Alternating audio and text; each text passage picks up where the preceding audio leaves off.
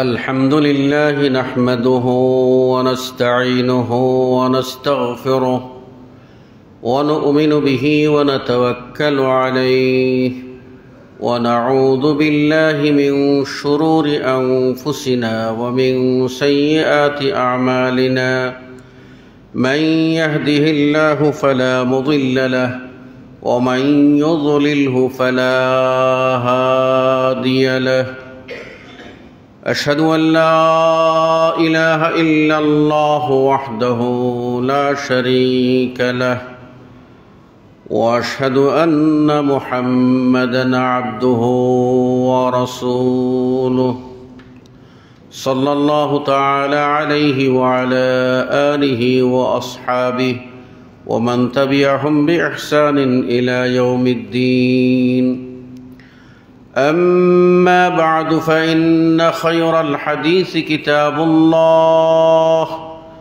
وخير الهدي هدي محمد صلى الله عليه وسلم وشر الأمور محدثاتها وكل محدثة بدعة وكل بدعة ضلالة فقد قال الله تبارك وتعالى في كلامه المجيد وفي فرقانه الحميد بعد أعوذ بالله من الشيطان الرجيم قل يا أهل الكتاب تعالوا إلى كلمة سواء بيننا وبينكم ألا نعبد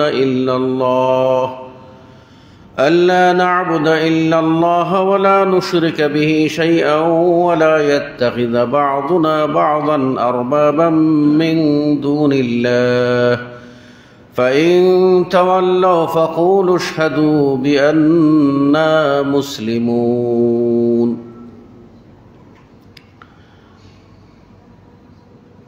মুসল্লিয়ান কিরাম, আল্লাহ রব্বুল আলামিন মেহেরবানি করে আমাদের প্রতি দয়া করেছেন যে আমরা জুমার সলাতে আগে বাগে আসার তৌফিক পেয়েছি। আলহামদুলিল্লাহ। যে সমস্ত ভাইয়েরা পিছিয়ে থাকেন তাদেরকে আল্লাহ রব্বুল আলামিন হেদায়েত দান করুন, আমিন। অতঃপর অগণিত অসংখ্য সালাত ও সালাম বর্ষিত হোক আমাদের নবী, বিশ্ব নবী মুহাম্মদুর রাসূলুল্লাহ সাল্লাল্লাহু আলাইহি ওয়াসাল্লামের প্রতি। সম্মানিত মুসল্লিবৃন্দ, পৃথিবীতে মানুষরা দুই ভাগে বিভক্ত হয়ে পড়ে। প্রথমেই তার একটি ভাগ হলো মুসলিম, অপর ভাগ হলো কাফের। এখন মুসলিম ও কাফেরের দ্বন্দ্ব প্রাচীন। যুগে যুগে আল্লাহ নবী ও রসুল প্রেরণ করেছেন অমুসলিমদেরকেই ইসলামে দাওয়াত দেওয়ার জন্য।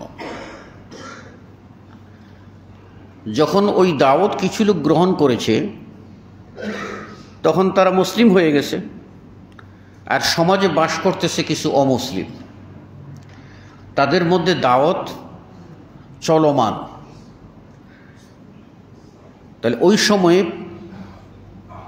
স্ব গোত্রের বা সমাজের নবী ও রসুলগণ তারা প্রথমে দাওয়াত দিয়েছেন অমুসলিমদেরকে। ইসলাম গ্রহণ করার পরে তাদের কর্তব্য হয়ে গেছে দুই ভাগে ভাগ। মুসলিমদেরকে ইসলামী শিক্ষায় শিক্ষিত করা, আর অমুসলিমদেরকে ইসলামের দাওয়াত দিতে থাকা।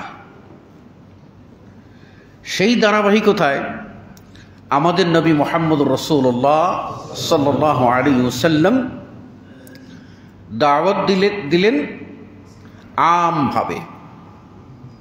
যারা তার দ্বীন গ্রহণ করলেন, অর্থাৎ তার দাওয়াত গ্রহণ করলেন এবং তৌহিদ ও রিসালাতের কালিমা পাঠ করে ইসলামে প্রবেশ করলেন, তারা হয়ে গেলেন মুসলিম এবং তারা জীবদ্দশায় রাসূল সাল্লাল্লাহু আলাইহি ওয়াসাল্লামকে পেয়েছেন, দেখেছেন এবং ঈমানের উপরে যারা মৃত্যুবরণ করেছেন তারা সকলেই সাহাবী হিসাবে মর্যাদাবান হন। সাহাবী মানে সঙ্গী সাথী, রসুলের সাথী হিসাবে তারা বিশেষ মর্যাদার আসন লাভ করেন। তখন রাসূল সাল্লাল্লাহু আলাইহি ওয়াসাল্লামের উপরে দায়িত্ব এই সাহাবীদেরকে ইসলামী শিক্ষা দেওয়া, পরিপূর্ণ কোরআন ও সুন্নাহের শিক্ষা তাদেরকে দিতে থাকা, তালিম জারি রাখা। আরেকটা হলো যে সমস্ত অমুসলিম আছে সে সময়ের মুশরিক, মূর্তি পূজারী, ইহুদি, খ্রিস্টান, এদেরকে ইসলামের দিকে আহ্বান করা। তো এটা যখন সর্বযুগে এই রকম অবস্থার সৃষ্টি হয়েছে, সেই সৃষ্টির ধারাবাহিকতায় আজও মুসলিমদের ভিতরে মুসলিমদের কর্তব্য হলো মুসলিমদেরকে সঠিক দিনের শিক্ষা দেওয়া, পাশাপাশি অমুসলিমদেরকে ইসলামের দাওয়াত দিয়ে নিয়ে আসা।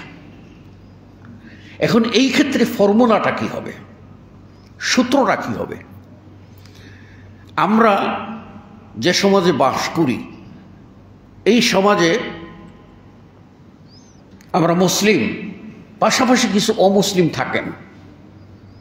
আবার এমন কিছু সমাজ আছে অমুসলিমদের সংখ্যা বেশি, মুসলিমদের সংখ্যা কম। এমন কিছু সমাজ আছে যেখানে পুরোটাই মুসলিম, অমুসলিম নাই। আবার এমন কিছু সমাজ আছে পুরোটাই অমুসলিম, সেখানে মুসলিম নাই। তবে রাসূল সাল্লাল্লাহু আলাইহি ওয়াসাল্লাম ভবিষ্যৎবাণী করে গেছেন যে পৃথিবীর এমন কোনো ঝুপড়ি বা এমন কোনো কুড়েঘর থাকবে না যেখানে ইসলামের দাওয়াত পৌঁছবে না। তার অর্থ হলো পৃথিবীর আনাচে কানাচে সব জায়গায় ইসলামের দাওয়াত পৌঁছবে, না পৌঁছা পর্যন্ত আল্লাহ কিয়ামত কায়েম করবেন না। কেননা আল্লাহ রাব্বুল আলামিন কোরআনুল কারীমে বলছেন, ওমা কুন্না মুআযযিবিনা হাত্তা নাবআসা রাসূলা, আমি কোনো জাতিকে আযাব দেব না, শাস্তি দেব না যতক্ষণ না তাদের কাছে রসুল প্রেরণ করেছি। কাজেই এমন কোনো কওম যেন বলতে না পারে যে আমার কাছে আল্লাহর কোনো বান্দা দিনের দাওয়াত দেয় নাই, এইটা বলার সুযোগ আল্লাহ বন্ধ করে দেবেন, সবার কাছে দাওয়াত পৌঁছে দেবেন।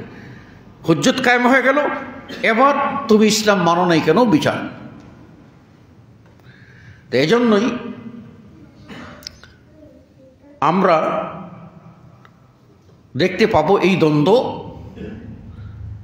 একেবারে কিয়ামত পর্যন্ত চলবে। তো মুসলিম ও মুসলিমদের ভিতরে দাওয়াতের ধারা হবে দুটি, মুসলিমদেরকে ইসলামের শিক্ষা দেওয়া, জারি রাখা, জানা বিষয়গুলোও জানানো যাতে কোনো মুসলিম ভুলে না যায়, জানা বিষয়গুলো জানানো যেন তারা আবার সচেতন হয়। আল্লাহ কোরআনে বলছেন, ওযাক্কির ফাইন্না যিকরা তানফাউল মুমিনিন, স্মরণ করিয়ে দাও, কেননা স্মরণ করাইলে মুমিনদের উপকারে লাগে। তা আমরা একটা হাদিস শুনেছি, কিন্তু যখন আবার শুনবো তখন চেতনা বৃদ্ধি পাবে। আল্লাহর মহত্বের কথা শুনেছি, কিন্তু যখন আরেকবার শুনবো তখন আমাদের ঈমান বৃদ্ধি পাবে। আল্লাহর আযাব ও গজবের কথা শুনেছি, কিন্তু যখন আবার আলোচনা আসবে তখন আযাব গজব থেকে বাঁচার জন্য আমাদের একটা দোয়া আসবে। এই কারণে এইটা জারি থাকবে। তো অমুসলিমদেরকে ইসলামের দাওয়াত দেওয়াও আমাদের কর্তব্য। এই কর্তব্য পালনের ক্ষেত্রে আমাদের কিছু নীতিমালা ফলো করতে হবে।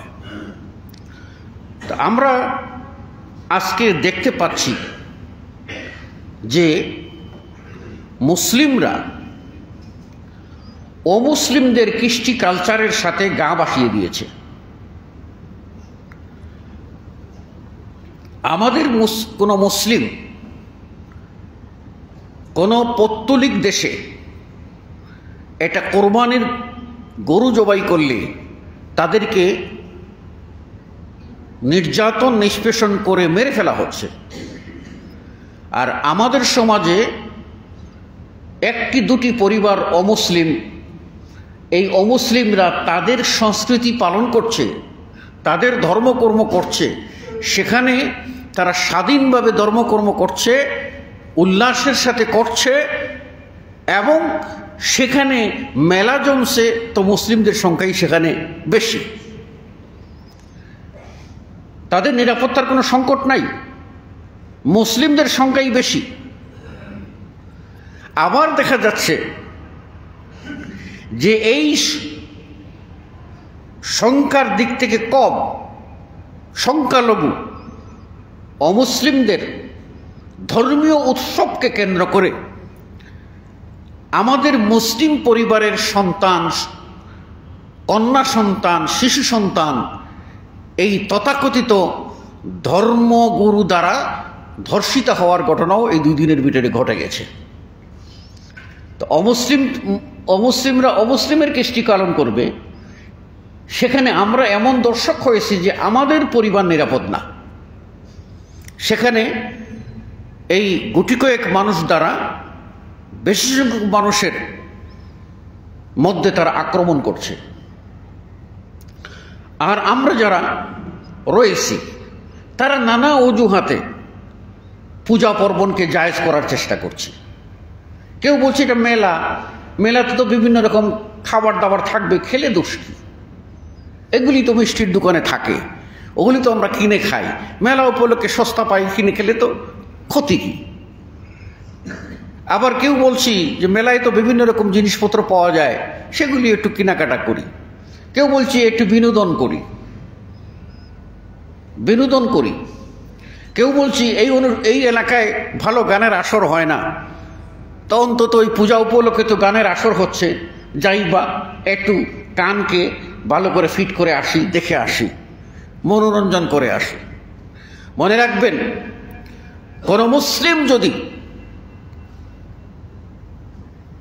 অমুসলিমদের কোনো কৃষ্টি কালচারে খুশি হয়, আনন্দ পায়, তাহলে বুঝতে হবে ওই লোকের ইমানের টেম্পারেচার কমে গেছে।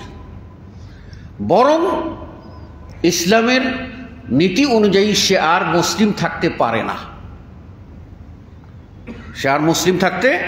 পারে না, কেননা ইসলামের নীতিমালা হলো শিরককে বর্জন করতে হবে এবং মুশরিককেও বর্জন করতে হবে। চুরি করা বাদ দিতে হবে, চোরকেও বর্জন করতে হবে।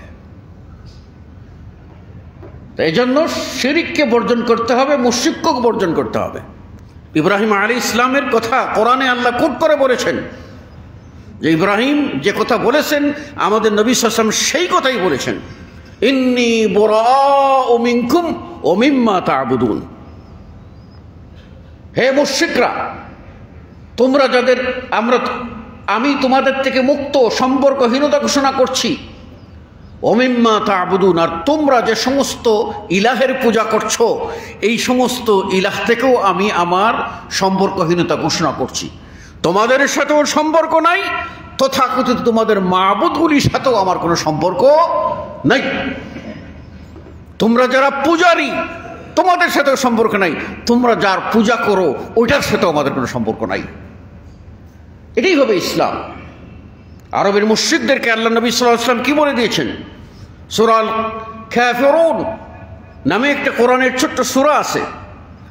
এই সূরার নামটাই হলো আল কাফিরুন, মানে কাফেরগণ। এই কাফেরগণের নামে সূরা। এই সূরাতে আল্লাহ রাব্বুল আলামিন বলে দিয়েছেন, হে নবী তুমি বলে দাও যে ইয়া আইয়ুহাল কাফিরুন, হে কাফেরগণ, লা আ'বুদু মা তা'বুদুন, আমি ইবাদতকারী নই তোমরা যার ইবাদত করো। তোমরা লাত, উজ্জা, মানাত, হুবলের ইবাদত করো, আমি মুহাম্মদ সেগুলির ইবাদতকারী নই। আর আমি যে আল্লাহর ইবাদত করি, গোলামি করি, তোমরাও সে আল্লাহর গোলামিকারী নও। মনে রেখো, তোমাদের সাথে আমার কোনো সম্পর্ক নাই। এটাই আল্লাহ নবী সাল্লাল্লাহু আলাইহি ওয়াসাল্লাম শেষ আয়াতে আল্লাহ বলে দিয়েছেন, এটা বলে দাও লাকুম দীনুকুম ওয়ালিয়া দীন। এটার অপব্যাখ্যা করে যে ওদের ধর্ম ওরা পালন করবে, আমাদের ধর্ম আমরা পালন করব না।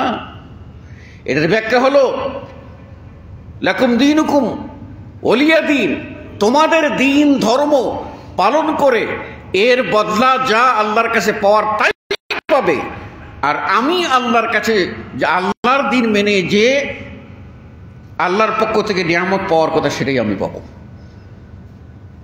তোমাদের কর্মফল তোমাদেরকে ভোগ করতে হবে, আর আমি আমার কর্মফল ভোগ করব। তোমাদের সাথে আমার কোনো আপোষ সরাসরিও নাই, পরোক্ষভাবেও নাই, ডাইরেক্টও না, ইনডাইরেক্টও না। এটাই হলো ইসলাম। এজন্য মুসলিমদের এই জিনিসটা মনে রাখতে হবে যে আপনি অমুসলিমদের সংস্কৃতির সাথে গা বসিয়ে চলবেন, আপনি আর মুসলিম থাকতে পারবেন না। আল্লাহ নবী সাল্লাল্লাহু আলাইহি ওয়াসাল্লাম বলেছেন, মান তাশাব্বাহা বিকওমিন ফাহুয়া মিনহুম, যে যে জাতির অনুসরণ করিবে সে ওই জাতির সাথেই তাদের হাসর নসর হবে। আপনি মুসলিম তো মুসলিমদের সাথে তাওহীদের কালিমা পথ করে কিয়ামতের মাঠে উঠবে।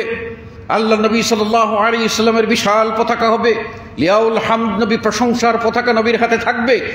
আপনি যদি লা ইলাহা ইল্লাল্লাহর ধারক ও বাহক হন, তাহলে সেটাই আপনার হবে গৌরবের। পক্ষান্তরে অমুসলিম তাদের পরিণতি যা হবে, অমুসলিমদের সাথে যারা সখ্যতা করে চলে, দোস্তি বানিয়ে চলে, তাদেরও সেই একই অবস্থা হবে। এখন আমাদের সমাজে ভালো সাজার জন্য বহু মানুষ আছে, সুবিধাভোগী মানুষ, তারা আপনার দেশে রাজনীতি করতে গিয়ে আদর্শ বিক্রি করে দিচ্ছে, দিন বিক্রি করে দিচ্ছে, শতকরা 92% মুসলিমকে আঘাত দিচ্ছে, মুসলিমরাও টের পাচ্ছে না। একজন গেছে তো একটা পূজা মণ্ডপে গিয়ে পূজাকে নমস্কার করতেছে, তার মানে হলো পূজাকে সে ভক্তি করার অর্থই হলো সে লা ইলাহা ইল্লাল্লাহর বিরুদ্ধে অবস্থান করেছে, কোরআনের বিরুদ্ধে অবস্থান করেছে, হাদিসের বিরুদ্ধে অবস্থান করেছে, নবীর বিরুদ্ধে অবস্থান করেছে, সাহাবাদের বিরুদ্ধে অবস্থান করেছে, ইসলামের বিরুদ্ধে অবস্থান করেছে। সে আর যাই হোক, তার নাম আব্দুল্লাহ, আব্দুর রহমান যাই হোক না কেন, সে আর মুসলিম নয়, যতক্ষণ না সে তওবা করে ফিরে আসবে। আরেকজন বলতেছে যে মুসলমানদের রোজা আর হিন্দুদের পূজা নাকি এক। হ্যাঁ, মুসলমানদের রোজা আর হিন্দুদের পূজা নাকি এক। এটা যদি বলে কোনো মুসলিম, তাহলে বুঝতে হবে ওই লোক আর ইমানদার নয়। ওর টার্গেট আল্লাহকে সন্তুষ্ট করার না, ওর টার্গেট হলো ভোটারদেরকে সন্তুষ্ট করা, ওর টার্গেট হলো মানুষ পূজা, ওর টার্গেট আল্লাহর ইবাদত নয়। আরবের মুশরিক আল্লাহ নবী সাল্লাল্লাহু আলাইহি ওয়াসাল্লামকে এই প্রস্তাবও দিয়েছিল, চলো কিছুদিন তুমি আল্লাহর ইবাদত, তোমার আল্লাহর ইবাদত করব, আর কিছুদিন আমাদের মূর্তির ইবাদত করো, মূর্তি পূজা করো। আল্লাহ নবী বললেন হবে না। তাহলে একটা কাজ করো, তুমি আমাদের মূর্তির গায়ে হাত দাও, তাহলে বুঝবো যে আমাদের মূর্তিকে তুমি ন্যূনতম সম্মান করেছো। আল্লাহ নবী বলেন হবে না, হবে না। তাহলে তুমি আমাদের মূর্তির বিরুদ্ধে গালমন্দ, মানে মূর্তির যে বিরুদ্ধে কথা বলা, ওগুলি বন্ধ করে দাও। বলে হবে না। এটাই তো ইসলাম, এটাই ইসলাম, এটা বুঝতে হবে। কাজেই যারা এইগুলি করছেন তারা নিজেরা ইসলামের ক্ষতি করছেন, কোরআন হাদিসের বিরুদ্ধে অবস্থান করছেন।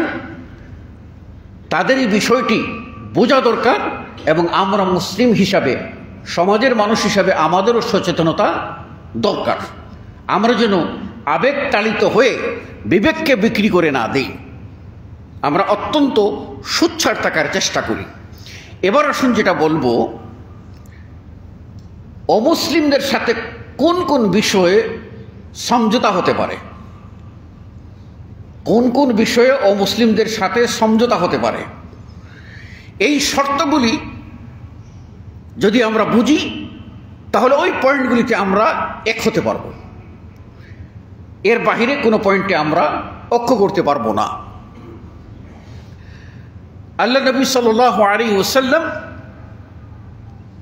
যেভাবে মুশরিকদের সাথে ডিল করেছিলেন, অমুসলিমদের সাথে ডিল করেছিলেন, আমাদেরকেও সেই নীতিমালা ফলো করতে হবে।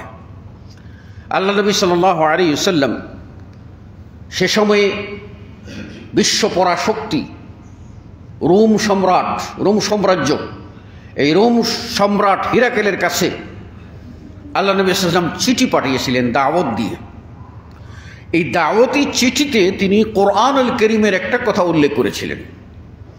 তিনি দাওয়াত দিয়েছিলেন যে বিসমিল্লাহির রহমানির রহিম, বিসমিল্লাহ বলে বলেছিলেন যে এটা হচ্ছে মিন মুহাম্মদ রাসূলিল্লাহ ইলা আযীম রোম, আল্লাহর রসুল মুহাম্মদ সাল্লাল্লাহু আলাইহি ওয়াসাল্লামের পক্ষ থেকে রোম সম্রাটের প্রতি। রোম সম্রাট, ইসলাম গ্রহণ করো, তুমি নিরাপত্তা লাভ করবে। ইসলাম গ্রহণ করো, তুমি দ্বিগুণ নেকি পাবে। দ্বিগুণ নেকি কি পাবে? একটা হলো মুসলিম হওয়ার কারণে, ইসলাম কবুল করার কারণে তুমি দ্বিগুণ নেকি পাবে, এক গুণ নেকি পাবে। আর আরেক গুণ নেকি পাবে তুমি শাসক। শাসকদের মর্যাদা কিন্তু অনেক বেশি, তা শাসক হিসাবে তুমি আরেকটা গুণ নেকি পাবে। এই জন্য যারা বিচার কার্য পরিচালনা করেন, তারা যদি বিচার করার নিয়ত থাকে সঠিক বিচার, সঠিক রায় দেওয়ার সময় যদি তাদের চিন্তা চেতনায় কোথাও ভুল হয়ে যায়, তাহলে তারা একটা নেকি পাবেন, সঠিকটা বাইর করার চিন্তা করেছিলেন বলে। আর যদি তাদের সঠিক চিন্তা, রায়টাও সঠিক হয়, তাহলে তারা ডবল নেকি পাবেন। একটা হলো সঠিক চিন্তার জন্য, আর হলো সঠিক সিদ্ধান্তে পৌঁছার জন্য, সঠিক রায়ের জন্য। তাই এটা ভালো করে বুঝতে হবে যে রাসূল সাল্লাল্লাহু আলাইহি ওয়াসাল্লাম বললেন তুমি ইসলাম গ্রহণ করো, নিরাপত্তা লাভ করবে। তুমি ইসলাম গ্রহণ করো, তুমি দ্বিগুণ নেকি পাবে। এক গুণ ইসলাম গ্রহণ করার জন্য, এক গুণ তোমার শাসন করার জন্য। এই চিঠির ভিতরে একটা মেসেজ লুক্কায়িত আছে, সেটা হলো নবী মুহাম্মদ রাসূলুল্লাহ সাল্লাল্লাহু আলাইহি ওয়াসাল্লাম ক্ষমতালিপ্সু ছিলেন না। ক্ষমতালিপ্সু থাকলে তিনি বলতেন যে তুমি ইসলাম গ্রহণ করো, বশ্যতা স্বীকার করো, আর তুমি গদি ছেড়ে দাও। আল্লাহ নবী কিন্তু এটা বলেন নাই। বলছেন যে তোমার গদি তুমি চালিয়ে যাবে, ইসলাম অনুযায়ী চালিয়ে যাবে, নিঃস্বার্থ তুমি কি পাবে? নেকি পাবে। তাই এরপর রাসূল সাল্লাল্লাহু আলাইহি ওয়াসাল্লাম কোরআনুল কারীমের সূরাতু আলি ইমরান, এই আলু ইমরানের 64 নম্বর আয়াত, সে আয়াতটা ওই চিঠিতে উল্লেখ করেন। এই চিঠির আয়াতটা উনি লিখে দেন, যে আয়াতটা হচ্ছে মুসলিম অমুসলিমের ভিতরে দাওয়াতের শর্ত। মুসলিম অমুসলিমের ভিতরে সম্পর্ক করা যাবে কি যাবে না, কোন কোন ইস্যু, সেই বিষয়ে ঐক্যমতের ভিত্তিগুলি এই আয়াতের মধ্যে উল্লেখিত হয়েছে। আয়াতটা আমরা তেলাওয়াত করি, তারপর আমরা সরল অনুবাদ করলেই আপনারা বুঝতে পারবেন। আল্লাহ রাব্বুল আলামিন বলেন, কুল, হে নবী আপনি বলে দিন, ইয়া আহলাল কিতাব, হে আহলে কিতাবগণ, ইহুদি নাসারা, ইহুদি ও খ্রিস্টানগণ, তাআলাও, এসো, ইলা কালিমাতিন, এমন একটি কালিমার দিকে, এমন একটি নীতিমালার দিকে, সাওয়াইন বাইনানা ও বাইনাকুম, যা তোমাদের মাঝে আর আমাদের মধ্যে সমান। তাহলে যে বিষয়ে তোমাদের মাঝে আর আমাদের মধ্যে সমান, ও বিষয়ে হবে ডাক। যে বিষয়ে সমান হবে না, সে বিষয়ে পার্থক্য থাকবে। তাহলে সমান কোন বিষয়ে? আল্লাহ রাব্বুল আলামিন উল্লেখ করলেন তার এক নম্বর হলো আল্লা না'বুদা ইল্লাল্লাহ, যে আমরা আল্লাহ ছাড়া আর কারো ইবাদত করব না। এবার আসো, এই নীতিতে আসো, আমি মুসলিম, আমি আল্লাহ ছাড়া কারো ইবাদত করব না। তুমি অমুসলিম, তুমিও আসো, আল্লাহ ছাড়া কার কোনো ইবাদত করা হবে না, এই কথায় আসো। 2 নম্বর ওয়ালা নুশরিকা বিহি শাইআ, আর আল্লাহর সাথে আমরা কোনো কিছুকে শরীক করব না, অংশীদার স্থাপন করব না। এটাই হচ্ছে লা ইলাহা ইল্লাল্লাহ এর মর্ম কথা। লা ইলাহা ইল্লাল্লাহ এর মর্ম কথা, এইটা উপলব্ধি না করতে পারলে কোনো মানুষ মুসলিম হতে পারে না, কোনো মানুষ দিনদার বলে দাবি করতে পারে না। আরবের মুশরিকরা সব একত্রিত হলো, গোত্র লিডাররা, এই মর্মে যে আর আব্দুল্লাহর পুত্র মুহাম্মদকে থামানো যাচ্ছে না, কারণ তার চাচা আবু তালেব আমাদের নেতা, তিনি তাকে আশ্রয় প্রশ্রয় দিচ্ছেন।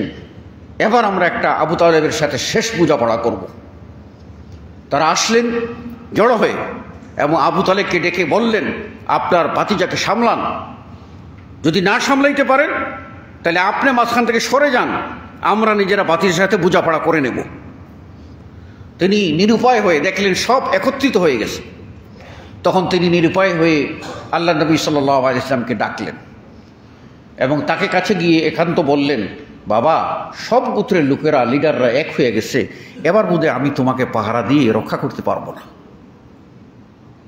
একটা অসহায়ত্ব তার মধ্যে প্রকাশ পেল। তিনি বললেন, আমি বোধহয় তোমাকে আর রক্ষা করতে পারবো না, সব নেতারা এক হয়ে গেছে। তখন আল্লাহ নবী কি জবাব দেন? তারা লোকই তো বোঝাপড়া করে মুশরিকদের সাথে, লিডারদের সাথে কথা হবে। আল্লাহ নবী সাল্লাল্লাহু আলাইহি ওয়াসাল্লাম বললেন, চাচা, ওদেরকে গিয়ে বলেন, তারা যদি আমার একটা কথা মানে তাহলে আমি তাদের সব কথা মানতে রাজি আছি। একটা কথা মানবে, সব আমি মেনে নেব। তখন চাচা বলে, একটা কথা? গেলেন, গিয়ে বলেন, শোনো, আমার ভাতিজা বলছে তোমরা যদি তার একটা কথা মানো তাহলে সে তোমাদের সব কথা মেনে নেবে, আর কোনো দ্বন্দ্ব থাকবে না। তখন আবু জেহেল বলে কি, আরে এইরকম একটা কথা কেন? একটা কথায় যদি মীমাংসা হয়ে যায় তাহলে আমরা এইরকম 100 কথা মানতে রাজি আছি, ডাকেন। ডাকা হলো। আল্লাহ নবী সাল্লাল্লাহু আলাইহি ওয়াসাল্লাম গিয়ে বলেন একটা কথা, সেটা হলো লা ইলাহা ইল্লাল্লাহ। কথা তো একটাই, আল্লাহ ছাড়া কোনো মাবুদ বানা যাবে না। তখন তারা বলে উঠল, আজআলাল আলিহাতা ইলাহান ওয়াহিদা, তুমি কি এই অসংখ্য ইলাহ যেগুলির পূজা করে আমরা কুল পাই না, আর তুমি ওইগুলি বাদ দিয়া একজনের কথা মানতে বলেছ? ইন্না হাযা লাশাইউন উজাব, এটা বড় আশ্চর্যের। আমরা 360 ইলাহকে পূজা করে কুল কিনারা পাচ্ছি না, আর তুই মাত্র একজনকে মেনে নাজাতের কথা বলছো। ইন্না হাযা লাশাইউন উজাব, এটা বড় আশ্চর্যের বিষয়। প্রত্যাখ্যান করলো। বেশি যখন চাপাচাপি করলো, তো আল্লাহ নবী সাল্লাল্লাহু আলাইহি ওয়াসাল্লাম তার চাচাকে বলে দিলেন, ওদেরকে গিয়ে বলেন যে ওদের সাথে আমার আপোষ হবে না, ওদের সাথে আমার আপোষ হবে না। তারা যদি আকাশের সূর্যকে ডান হাতে এনে দেয় এবং চাঁদকে আমার বাম হাতে এনে দেয়, তা কি সম্ভব? সম্ভব না। মানে বলতেছেন যে অসম্ভব, অসাধ্য সাধনও যদি করে, তবুও আমি যে লা ইলাহা ইল্লাল্লাহর দাওয়াত দিতে এসেছি, এর থেকে চুল পরিমাণ সরব না, পিছপা হব না। এটাই হলো ঈমান। তাই আল্লাহর নবী রোম সম্রাট হিরাকেলের কাছে চিঠি লিখতে গিয়ে সূরাতু আলে ইমরানের 64 নম্বর আয়াত লিখে দিলেন যে তোমাদের সাথে চুক্তি হতে পারে, সম্পর্ক হতে পারে। এই আয়াতটা হলো মানদণ্ড, এটা সামনে রেখে তোমাদেরকে ডিসাইড করতে হবে আমার সাথে সম্পর্ক কীরকম হবে। সেটা কি? আল্লা না'বুদা ইল্লাল্লাহ, আমরা একমত হব যে আল্লাহর ইবাদত করবো, আর কারো না। 2 নম্বর, ওয়ালা নুশরিকা বিহি শাইআ, আল্লাহর সাথে কোনো কিছুকে শরীক করব না। আর এটাই আগে বলছি লা ইলাহা ইল্লাল্লাহর মর্ম কথা, এটা মানো। 3 নম্বর হলো ওয়ালা ইয়াত্তাখিযা বা'দুনা বা'দান আরবাবাম মিন দুনিল্লাহ, আর আমাদের পরস্পরে, মানে আমরা যারা আছি আর তোমরা যারা আছো, আমরা পরস্পরে এই মর্মে একটা সিদ্ধান্তে আসব যে আমরা এই আল্লাহকে বাদ দিয়ে অন্যকে রব মানব না। মানে আল্লাহকে বাদ দিয়ে কোনো ব্যক্তিকে রব বানাবো না, রবের আসন দেব না। এখন এটাই হচ্ছে স্পষ্ট কথা, যে কথা স্পষ্ট হয়ে গেল যে আমরা আল্লাহকে বাদ দিয়ে কাউকে রব মানব না। এই রব মানার অর্থ কি? রব মানার অর্থ হলো আল্লাহর বিধানকে বাদ দিয়ে অন্যের বিধানকে অগ্রাধিকার দেব না। কীরকম? আমি দলটা আপনাদের স্পষ্ট করে বলি। আদি ইবনে হাতেম তিনি খ্রিস্টান ছিলেন, খ্রিস্টান পাদ্রী। তার গলায় ছিল খ্রিস্টানদের যে ক্রস চিহ্ন, ক্রুসেডের চিহ্ন, ওই চিহ্ন নিয়ে তিনি রাসূল সাল্লাল্লাহু আলাইহি ওয়াসাল্লামের কাছে আসলেন। তো রাসূল সাল্লাল্লাহু আলাইহি ওয়াসাল্লাম আদিকে প্রশ্ন করলেন, ও আদি রাসূল সাল্লাল্লাহু আলাইহি ওয়াসাল্লামকে প্রশ্ন করলেন। এরকম আসে আর কি, আসলে সাক্ষাৎ হলে মানুষ যেরকম কথা বলে। তা আদি রাসূল সাল্লাল্লাহু আলাইহি ওয়াসাল্লামের দাড়ি দেখে বলল, এটা কি, এটা কি? তখন রাসূল সাল্লাল্লাহু আলাইহি ওয়াসাল্লাম বললেন, কাযালিকা আমারানি রব্বি, অনুরূপভাবে ইহার আমার রব আমাকে এটা আদেশ করেছেন, অর্থাৎ আমার রবের আদেশে আমি দাড়ি রেখেছি। এই হাদিস দিয়ে একদল আলেমরা বলে থাকেন দাড়ি রাখা হলো ওয়াজিব, আর দাড়ি কেটে ফেলা হলো ফাসেকি। কথাটা বুঝতে পেরেছেন? এটা অত্যন্ত গুরুত্বপূর্ণ।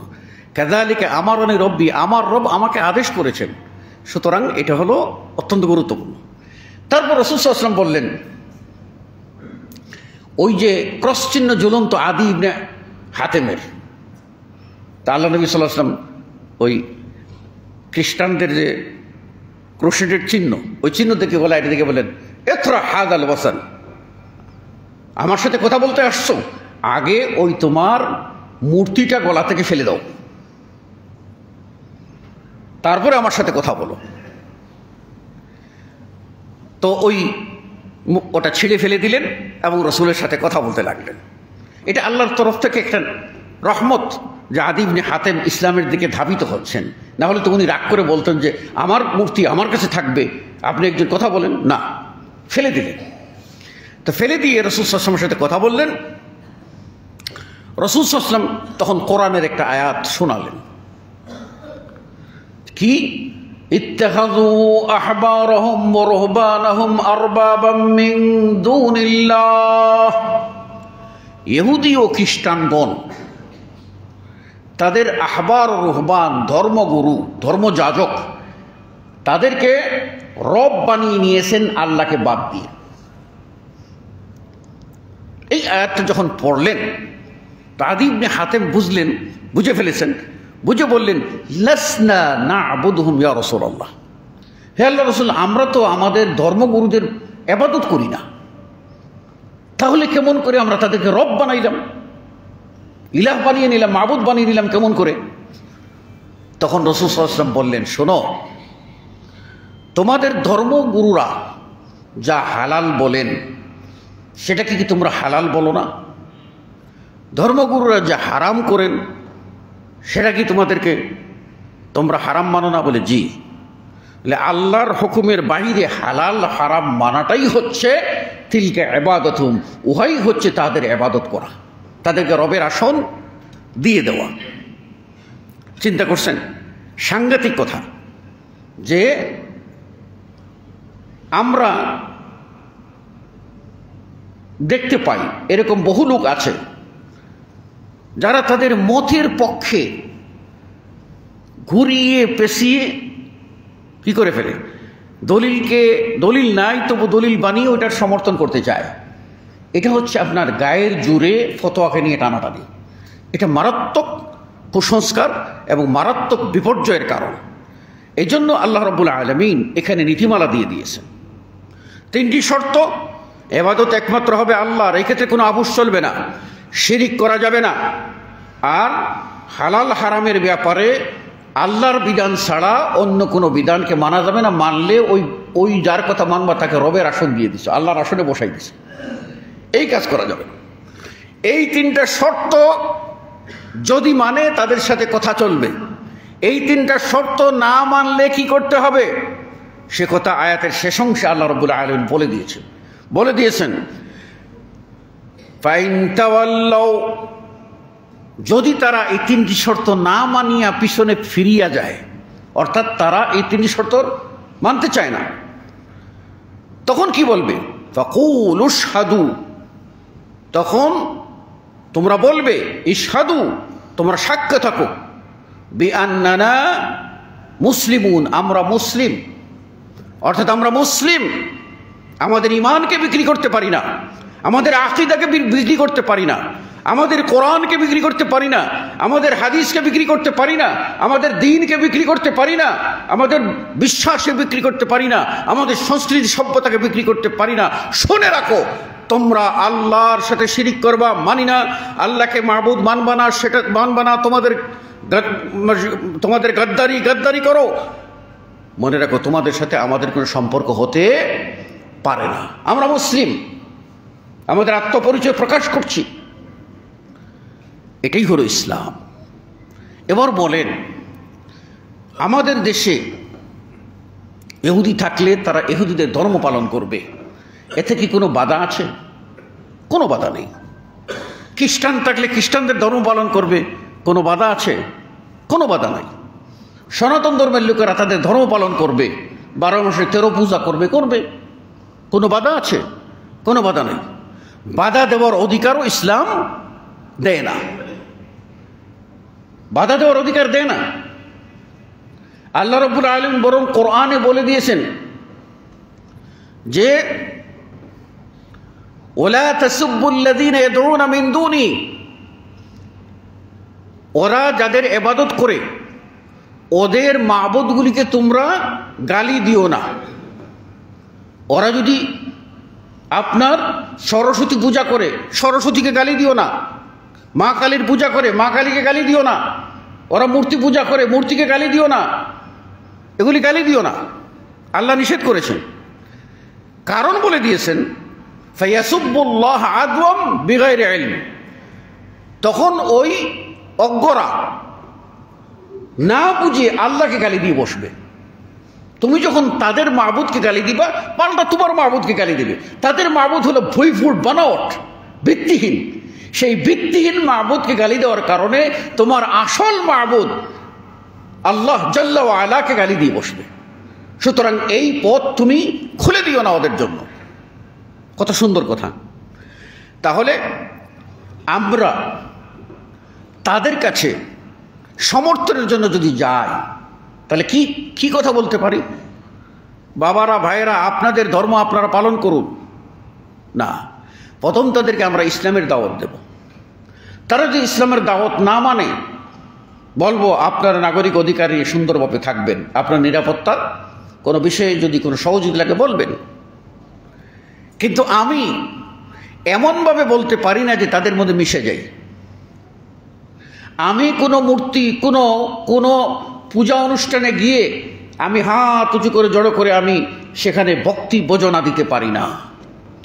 পূজা অনুষ্ঠানে গিয়ে আমি বলতে পারি না মুসলিমদের রোজা আর হিন্দুদের পূজা এক, এটা বলতে পারি না। যে বা যারা করেছেন তারা সকলেই তাৎক্ষণিক ঈমান হারিয়ে ফেলেছেন। ফিরে আসার একটা পথ আবার তওবা করে ফিরে আসা, তওবা করে ফিরে আসা ছাড়া কোনো মুক্তি নাই।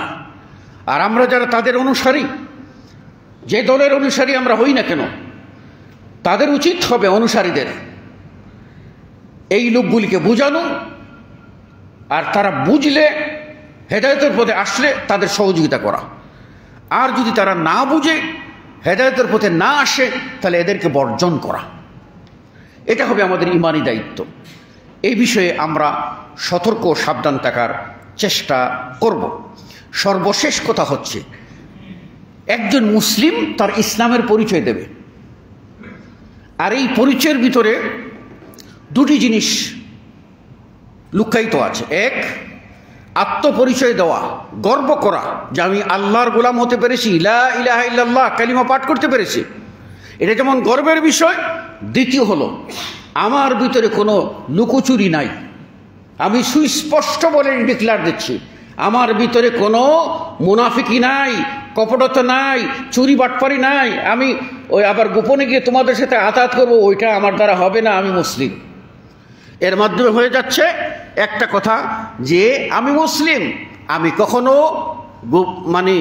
গোপন কোনো মিশনের সদস্য হতে পারি না, আমি কখনো কোনো প্রকার ফিতনা ফাসাদের আমি জড়িত হতে পারি না, আমি কোনো প্রকার আপনার দেশদ্রোহী মানবতা বিরোধী কোনো অন্যায় আমি করতে পারি না। যদি করি তাহলে তো আমার আমার আইডি কার্ডের উপরে লেখা আছে আশহাদু আল্লা ইলাহা ইল্লাল্লাহ ওয়া আশহাদু আন্না মুহাম্মাদার রাসূলুল্লাহ, এটাই হচ্ছে আমার পাসওয়ার্ড, এটাই আমি প্রকাশ করছি। আমার পাসওয়ার্ড আমি গোপন এটাকে দিয়ে আমি অন্য কোনো খেল খেলতে পারি না। এই আত্মপরিচয় প্রকাশের মাধ্যমে একজন মুসলিম তার স্বচ্ছতা প্রমাণ করবে। একজন মুসলিম কোনো গোপন কোনো মিশনের সাথে জড়িত হতে পারে না। আল্লাহ রাব্বুল আলামিন আমাদের সকলকে সত্য বোঝার তৌফিক দান করুন, আমিন। আকুলু কওলি হাযা আস্তাগফিরুল্লাহ লি ওয়া লাকুম ওয়া লিসাইরিল মুসলিমিন। বারাকাল্লাহু লানা ওয়া লাকুম ফিল কুরআনিল আযীম ওয়া নাফা'নি ওয়া ইয়্যাকুম বিল আয়াতি ওয়া যিকরিল হাকীম। ইন্নাহু তাআলা জাওয়াদুন কারীম ওয়া লাকুম বাররাউফুর রহিম ফাস্তাগফিরুহু মিন কুল্লি যামবিন ইন্নাহু হুয়াল গফুর।